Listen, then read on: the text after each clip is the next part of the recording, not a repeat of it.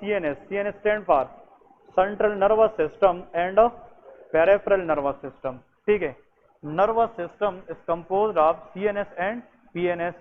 CNS में कितनी चीजें आती है? CNS is further composed of brain and spinal cord. Spinal cord, अब सुन ले, मतलब ब्रेन और स्पाइनल कार्ड, इसको हम CNS कहते हैं, और जो भी चीज बाहर है इन दोनों से उसको क्या कहेंगे? PNS कहते हैं, पेरिफेरल नर्वस सिस्टम. आप लोगों से अगर कोई ये पूछे कि CNS का मेन सेल कौन सा होता है? न्यूरॉन्स. क्या है? न्यूरॉन. और PNS का क्या है? न्यूरॉन है. Main cells for both CNS PNS is of neuron. इधर देखें, अब अगर for example this is the brain, ये ब्रेन है, सिंपल डायग्राम देखें, दिस इज द ब्रेन, और ब्रेन के साथ नीचे क्या कनेक्ट है? स्पाइनल कार्ड है. तो ब्रेन और स्पाइनल कार्ड को हम क्या कहते हैं? CNS. लेकिन इससे बाहर जितना भी एरिया है उसको क्या कहते हैं? PNS. ये दोनों तो CNS है दोनों, लेकिन इसके बाहर क्या है? PNS है. चाहे हम अंदर बात करें या बाहर बात करें, दोनों की मेन सेल क्या है? वो न्यूरॉन है. अब में इधर देखे, ये न्यूरॉन का कौन सा पार्ट है? शाबाश, सेल बॉडी. ये क्या है? डेंड्राइट. और ये क्या है? एक्सॉन. ये न्यूरॉन किधर बना रहा हूं? PNS में. ये इसका क्या है? एक्सॉन है. यहां से दो MCQs अभी आप लोगों को आ जाएंगे. इधर देखे, चाहे हम ब्रेन या स्पाइनल कार्ड की बात करें या हम बाहर बात करें, दोनों की मेन सेल कौन से है? न्यूरॉन है. ये न्यूरॉन का कौन सा पार्ट है? एक्सॉन. इसके ऊपर जो शीट है उसका नाम क्या है? माइलिन शीट है. ये कौन सा शीट है? माइलिन शीट है. तो इस तरह इस एक्सॉन के इर्द गिर्द भी कौन सा शीट है? माइलिन शीट है. देखे, सेम. ठीक है, और दोनों का काम यह है कि ये इम्पल्स की कंडक्शन को क्या करता है? पास करता है, स्पीड अप करता है. यहाँ पे बार बार मैं कहने लगा हूं, a question will come in the exam that is arise from here. FCPS तक आता है ये क्वेश्चन. देखे, ये वो एक्सॉन है, माइलिन शीट है, जो कौन से एरिया में है? CNS. ये वो माइलिन शीट है जो किस में है? PNS. अगर एग्जाम में आ जाए कि जो माइलिन शीट CNS में होता है, इसको बनाने वाले सेल कौन से है? ओलिगोडेंड्रोसाइट. ये MCQs याद रखे सब. ओलिगोडेंड्रोसाइट. ओलिगोडेंड्रोसाइट आर दो cell which help in the formation of myelin sheet inside the CNS. CNS में बनाते हैं. लेकिन अगर हम माइलिन शीट की बात करें, किसके अंदर, किस सिस्टम में? PNS में. इसको बनाने के लिए जो सेल चाहिए that is called Schwann cell. ये नाम भी सुना होगा आप लोगों ने. इसको हम क्या कहते हैं? Schwann cell. अब ये बहुत इंपॉर्टेंट क्वेश्चन है. Schwann cell help in myelination. ये किस में काम करता है? माइलिनेशन. माइलिन शीट फॉर्मेशन करता है, लेकिन किस सिस्टम के लिए? PNS के लिए. लेकिन ओलिगोडेंड्रोसाइट माइलिन शीट बनाता है किस सिस्टम के लिए? CNS के लिए. फर्क क्लियर है कि नहीं? ये बहुत इंपॉर्टेंट एरिया है. मैं फिर से टाइम दे रहा हूं, जब इधर फोकस करें. CNS का मतलब है, या हम ब्रेन की बात कर रहे हैं या किस चीज की? स्पाइनल कार्ड की. इसके बाहर जो भी आएगा वो क्या होगा? PNS होगा. चाहे ब्रेन की बात हो या उससे बाहर हो, दोनों का मेन सेल न्यूरॉन है, और हर न्यूरॉन में एक्सॉन होता है, और एक्सॉन के ऊपर कौन सा होता है? Myelin sheath. अगर हम ब्रेन या स्पाइनल कार्ड में माइलिन शीट बनाने की बात करें, उसके लिए कौन सा सेल चाहिए? ओलिगोडेंड्रोसाइट. और बाहर में PNS में माइलिन शीट बनाने के लिए क्या चाहिए? श्वान सेल चाहिए. अब इधर देख, कभी कभार एक एबनॉर्मल क्या बन जाती है? एंटीबॉडी. या हमारे फॉर एग्जांपल जो मेन सेल है इम्यूनिटी में, वो एक B सेल और एक T सेल है. क्या है? B सेल और T cell. B lymphocyte and T lymphocyte. They are good for the body or bad? Good for the body. But in some people T cell abnormally react. कभी कभार abnormal react. जो T cell है कभी कभार ये abnormally क्या करना शुरू कर जाता है? रिएक्ट कर जाता है, और अपना जो T सेल था, जो बॉडी के लिए गुड काम करता था, वो हेल्दी टिश्यू को क्या करता है? डैमेज कर देता है. मेरी बात समझ गए? जब बाहर से इन्फेक्शन होता है, इन्फेक्शन के खिलाफ या B सेल काम करता है या T सेल, और हम इन्फेक्शन से बच जाते हैं. They are good for the body. ये हमें इम्यूनिटी देती है. लेकिन कुछ लोगों में T सेल एबनॉर्मली रिएक्ट कर जाता है, मतलब ये अपने बॉडी को as a foreign antigen recognize करता है, और T cell blood brain barrier को क्रॉस करके कहां पे पहुंच जाता है? CNS में. और CNS के अंदर इधर देखे टी सेल। अब ये टी सेल नॉर्मल है कि अब नॉर्मल है? जो अपने बॉडी के टी सेल थे, अब वो एक डॉग है यार, कुत्ता है, किसी ने पाला है, वो मेड हो गया, पागल हो गया, मतलब मेड डॉग, फिर वो तो ये नहीं देखता कि ये नॉर्मल है कि अब नॉर्मल है, ऐसा है ना। टी सेल नॉर्मल थे लेकिन किसी वजह से ये अब नॉर्मली रिएक्ट कर चुके हैं। अब ये टी सेल जाकर अगर ब्रेन में किसको डैमेज करे, ये एमसीक्यू पक्का आता है, T cell mediated damage to the oligodendrocyte, तो माइलिन शीट खराब होगा कि नहीं? सीएनएस में कि पीएनएस में? सीएनएस में, तो न्यूरोलॉजिकल प्रॉब्लम आएगी। ऐसा न्यूरोलॉजिकल प्रॉब्लम, फिर से सुन ले, यहाँ पे स्किन की क्या हो रही है, टाइटनेस, स्किन हार्ड होता जा रहा है, फिंगर्स क्या होते जा रहे हैं, हार्ड होते जा रहे हैं। उस डिजीज का नाम क्या है? Systemic sclerosis. डिजीज का नाम क्या है? Systemic sclerosis. और ऐसा डिजीज जिसमें टी सेल किसको डैमेज करें, ओलिगोडेंड्रोसाइट, और माइलिन शीट खराब होकर न्यूरोलॉजिकल प्रॉब्लम आ जाए, इस डिजीज का नाम है मल्टीपल स्क्लेरोसिस। देखिए स्क्लेरोसिस के लिए मैंने बात की है, इसमें लोग गलत कर देते हैं। वो था कौन सा?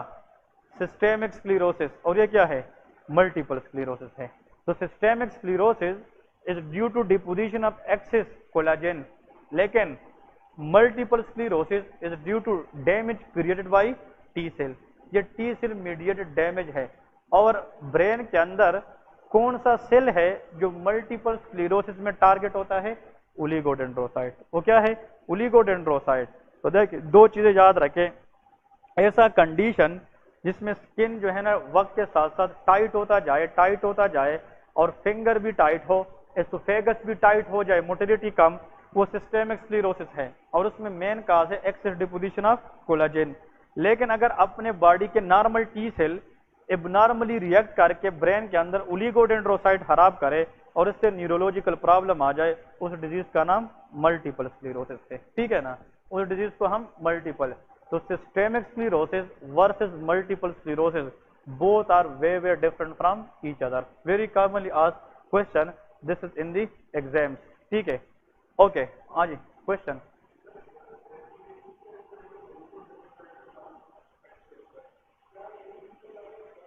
Okay, good question here is T cell mediated damage may can also occur in the Schwann cell.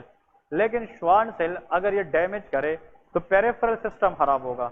उस कंडीशन को कहते हैं पेरिफेरल न्यूराइटिस या पेरिफेरल न्यूरोपैथी। पेशेंट को क्या हो जाएगी? पेरिफेरल।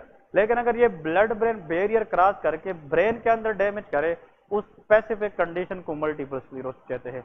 तो multiple sclerosis is a term applicable for the damage to oligodendrocytes, और ओलिगोडेंड्रोसाइट हमेशा कहाँ पे होते हैं?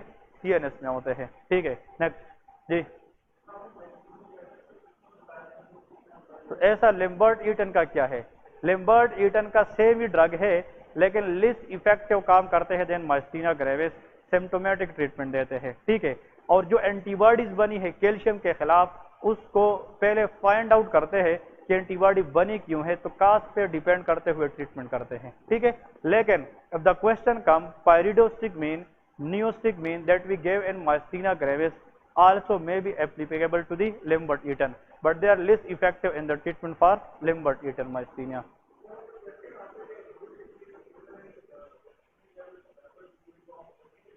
ओके, क्वेश्चन आता है कि किस में देंगे आप लोग आंसर? माइस्थीनिया ग्रेविस है, क्योंकि ये डिजाइन उसके लिए किया गया है। लेकिन अगर आप पेशेंट की इंप्रूवमेंट थोड़ी बहुत चाहते हैं तो आप उसमें भी ट्राई कर सकते हैं, लेकिन डिजाइन प्राइमरीली किसके लिए किया है? माइस्थीनिया ग्रेविस के लिए किया गया है। ठीक है, तो ये मल्टीपल स्क्लेरोसिस और सिस्टेमिक स्क्लेरोसिस के दरमियान जनाब मेन पॉइंट्स थे। एक और छोटा सा जनाब केस देखे कि अगर for example a patient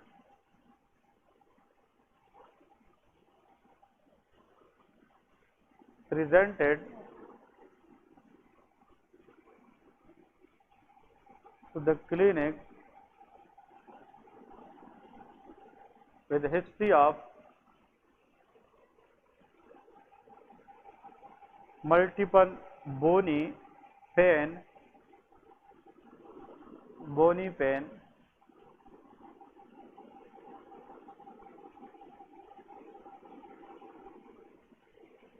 and bony pain, loss of appetite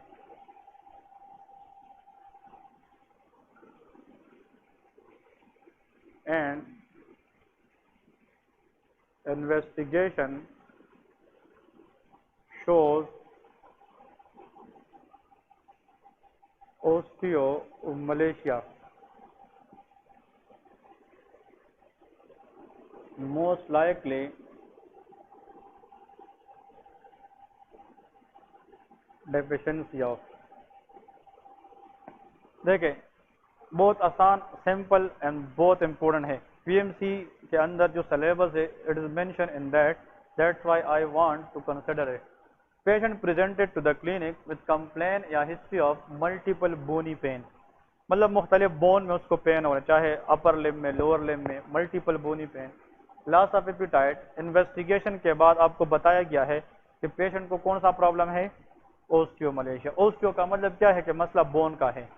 Osteomalacia is a bony weakness in the adult which is due to vitamin D deficiency। इन लोगों के अंदर कौन सी विटामिन डेफिशिएंसी है, विटामिन डी। तो यहाँ पे लेके most likely deficiency of vitamin D, ये इंपॉर्टेंट याद रखें। विटामिन डी अगर ये क्वेश्चन में नहीं है तो आप लोगों को नाम दिया होगा, vitamin D is also called calcitriol. इसका दूसरा नाम क्या है, कैल्सीट्रायोल। तो विटामिन डी का एक्टिव फॉर्म जो है उसका दूसरा नाम कैल्सीट्रायोल भी है। तो एग्जामिनर विटामिन डी डायरेक्ट भी दे सकता है, कैल्सीट्रायोल भी दे सकता है। विटामिन डी की जो नेचुरल सोर्स है वो क्या है, वो सनलाइट है। विटामिन डी इनएक्टिव फॉर्म कहाँ पे बनती है, लीवर में, और इसकी एक्टिव फॉर्म कहाँ पे बनती है, किडनी में। ये दो चीजें याद रखें। Inactive form of vitamin D that is form in the liver but active form is form in the kidney. Kidney में एक एंजाइम है अल्फा 1 हाइड्रोक्सिलेज, उस एंजाइम का नाम क्या है, अल्फा 1 हाइड्रोक्सिलेज। किडनी के अंदर पीसीटी नाम सुना है कि नहीं, proximal convoluted tubule. PCT part of the kidney contain alpha 1 hydroxylase which convert inactive vitamin D into active form. Clear है। अब यहाँ पे दो चीजें याद रखें। विटामिन डी अगर आप लोग देखें, इसकी डेफिशिएंसी अगर आ जाए, डेफिशिएंसी विटामिन डी डेफिशिएंसी, हम बायोकेम में विटामिन अलग पढ़ेंगे इंशाल्लाह, लेकिन विटामिन डी डेफिशिएंसी अगर एग्जाम में आ जाए तो आप लोगों को वो देंगे क्वेश्चन, या तो वो चिल्ड्रन होगा या वो क्या बताएंगे, आंसर इज एडल्ट्स।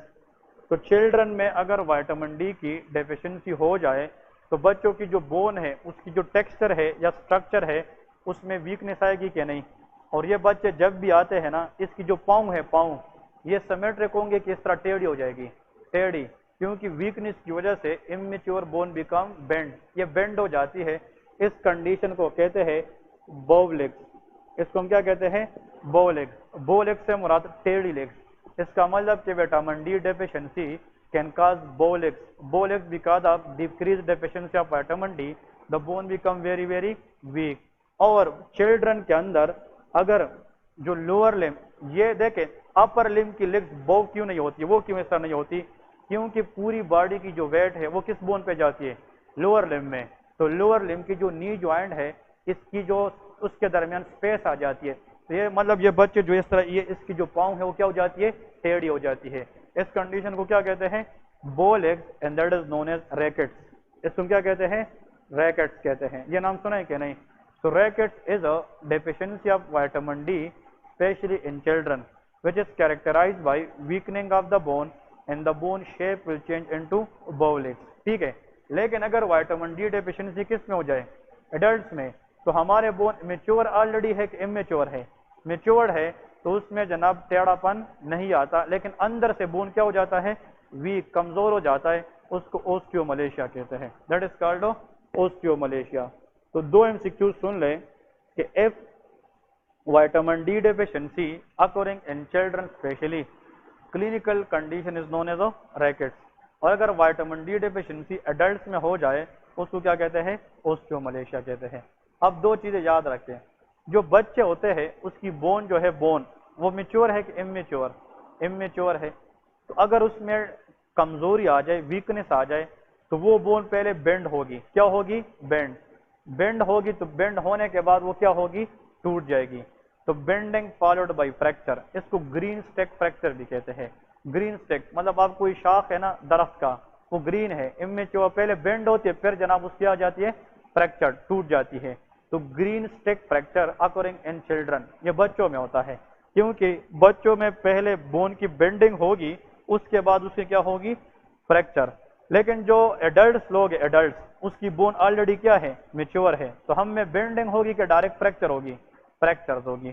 اور یہ یاد رکھیں MCQs میں، اگر ایک بون ہے وہ پہلے سے کیا ہے؟ ویک ہے، چاہے وہ وائٹامن ڈی ڈیفیشنسی سے ہو.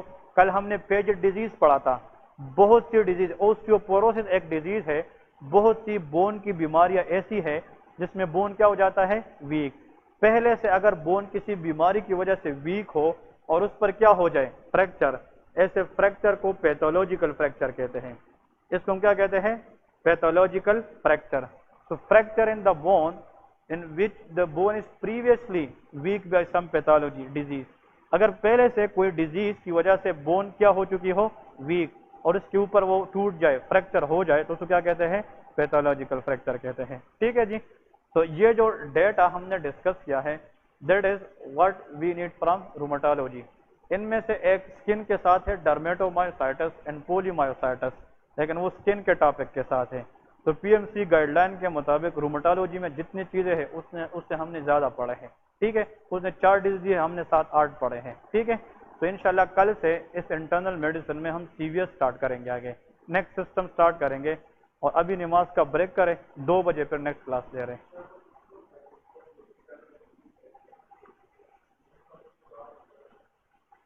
Vitamin D deficiency. Vitamin D help to deposit calcium on the bone.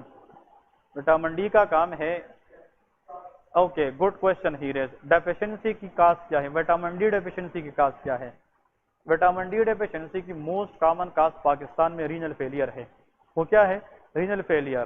کیونکہ اگر گردہ کام نہیں کرتا، کڈنی خراب ہے، تو وٹامن ڈی ایکٹیو نہیں ہوگی. اس لیے all renal failure patient should receive active form of vitamin D and the tablets. وہ سپلیمنٹس میں باہر سے کیا لے رہے؟ وٹامن ڈی، تاکہ ان میں پیتھولوجیکل فریکچر نہ ہو جائے. تو وٹامن ڈی کی موسٹ کامن کاز کیا ہے؟ Answer is renal failure. Okay, اس کا کامن کاز ہے less exposure to sunlight. کیونکہ بچے زیادہ ہم کور کرتے ہیں، اور زیادہ تر جو پیرنٹس ہوتے ہیں وہ بچوں کو اندر رکھتے ہیں، اس کو سورج دکھاتے نہیں ہے. تو ڈائٹری سپلیمنٹ کم کی وجہ سے اور لیس ایکسپوجر کی وجہ سے بچوں میں کامن ہے. ایڈلٹس میں کڈنی فیلئر ہے. اوکے، انویسٹیگیشن ہم کیسے کرتے ہیں؟ تو لکھے investigation of choice for vitamin D deficiency. Vitamin D deficiency کی انویسٹیگیشن آف چوائس، اس کو کہتے ہیں 25 ہائیڈرکسی کولی کیلسیفرول. لیول چیک کرتے سیرم میں. 25 ہائیڈرکسی کولی کیلسیفرول، دس از دا inactive form of vitamin D. یہ کیا ہے؟ Inactive form. اور یہ کہاں پہ ہوتا ہے؟ لیور میں. تو انیکٹیو فارم اگر زیادہ ہے، اس کا مطلب ایکٹیو بھی زیادہ ہوگا. اگر یہ کم ہے، اسٹور کم ہے، تو ایکٹیو کہاں سے آئے گا؟ So we do not see active form of vitamin D in the lab, we check inactive form. So confirmatory test for vitamin D deficiency is 25 hydroxy cholecalciferol. یہ سیرم میں دیکھتے ہیں، اور یاد رکھیں کہ اس سے ہم پتہ چلاتے ہیں کہ وائٹامن ڈی سٹیٹس کیا ہے. پھر اگر بون کا سٹیٹس آپ نکالتے ہیں، اس کے لیے آپ بون سکین کرتے ہیں to see bone mass density. ٹھیک ہے. Last question. ہاں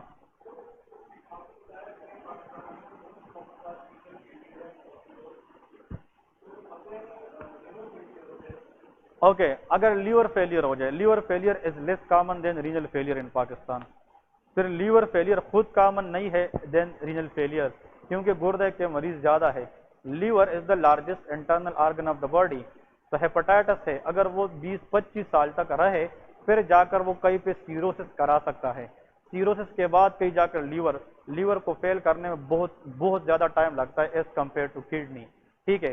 اور دوسری بات، اگر لیور کا کوئی پارٹ سیروس ہو بھی جائے، فیل ہو بھی جائے، liver is made up of 2 lobes, right lobe and left lobe. اس سے پھر بھی تھوڑا بہت اتنا وائٹامن ڈی آئے گا کہ وہ کڈنی ایکٹیویٹ کرے گا. اگر آپ زیادہ وائٹامن ڈی نکالے لیکن ایکٹیویشن ایریا خراب ہے، تو پھر وہاں سے ڈیفیشنسی کے چانسز زیادہ ہو سکتے ہیں. ٹھیک ہے. Next class will be